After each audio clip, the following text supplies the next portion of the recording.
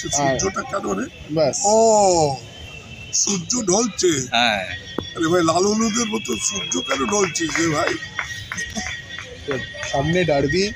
দল সেরা পয়সা ছন্দে হয়েছে রয়েছে ছবির পয়সা উঠেছে সূর্য ঢলছে লাল হলুদও ঢলছে এইরকম সময় তোরা জিজ্ঞেস করছিস তবে ডার্বি 50 সূর্য যেটা ঢলছে এটা একটা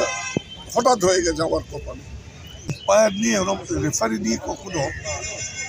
শিকায়ত করে বারবার রেফারি জোচ্চুরি এই জোচ্চুরি যেটা সত্যি সেটা তো সত্যি ঋতু বলছে আমরা হয়তো কমপ্লেন করছি পল্টুদা এরকম বলতো না পল্টুদা হিসেব করে কথা বলতো এ কি বলছে তবে রেফারি নিউট্রাল থাকা উচিত আমি মনে করি মোহনবাগান ক্লাব বলে কিছু আছে বলে তো আমার জানা নেই আমি তো জানি একটা ক্লাবের সাথে মোহনবাগান ক্লাবের বাকিটা মার্চ করেছে আমি টুটুবাবুকে প্রশ্ন করছি টুটুবাবু বরাবরই একটু হাস্যস্কর কথাবার্তা বলেন ভাবলাম বয়সের সাথে সাথে উনি হয়তো পরিবর্তন হয়েছেন হয়নি কার লাইসেন্সে খেলে একটা ফুটবল ক্লাবের এএফসি কিংবা ফিফা কি অল ইন্ডিয়া ফুটবল ফেডারেশনে লাইসেন্সিং এর প্রয়োজন হয় টুর্নামেন্ট খেলতে গেলে ভারতবর্ষের যে কোনো লিগ খেলতে গেলে একটা এটিকের লাইসেন্স ছিল আর একটা মোহনবাগান ক্লাবের লাইসেন্স ছিল এখন কোন ক্লাবের লাইসেন্সে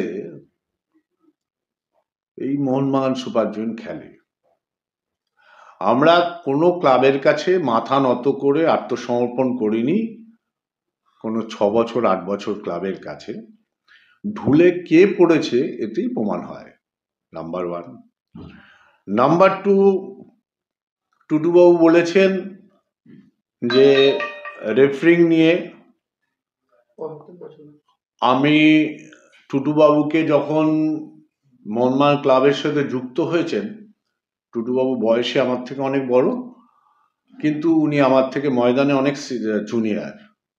স্পোর্টস ফিল্ডে কাজ করতে আসা তা আমি তখন থেকেই দেখছি যে উনি সবসময় রেফারি নিয়েই বলেছেন এবং রেফারিকে ধাওয়া করেছেন তা আজকে টুটুবাবুর কথা মুখে এসব মানায় না আর আমরা যে রেফারিং নিয়ে সাফার করছি সংবাদ মাধ্যমে তার প্রতিবেদন দেখাচ্ছে টিভি বলছে সংবাদ মাধ্যমে লেখা হচ্ছে প্রাক্তন খেলোয়াড়রা বলছে তাদেরকে জিজ্ঞেস করো ভাই তারাই বলে দেবে রেফারিং নিয়ে কি হচ্ছে আমাকে কে আক্রমণ করবে টুটুবাবু কি ক্ষমতা আছে আমায় আক্রমণ করবে আমাকে আক্রমণ করলে কামান টামান লাগবে টুটুবাবুর দরকার হয় নাকি টুটুবাবুর কথায় আমি সবসময় মজার ছলেই দেখি তার কারণ হচ্ছে উনি সবসময় হাস্যস্কর কথাবার্তা বলেন বাকি ড্যাশ অনেকে অনেক কথা বলে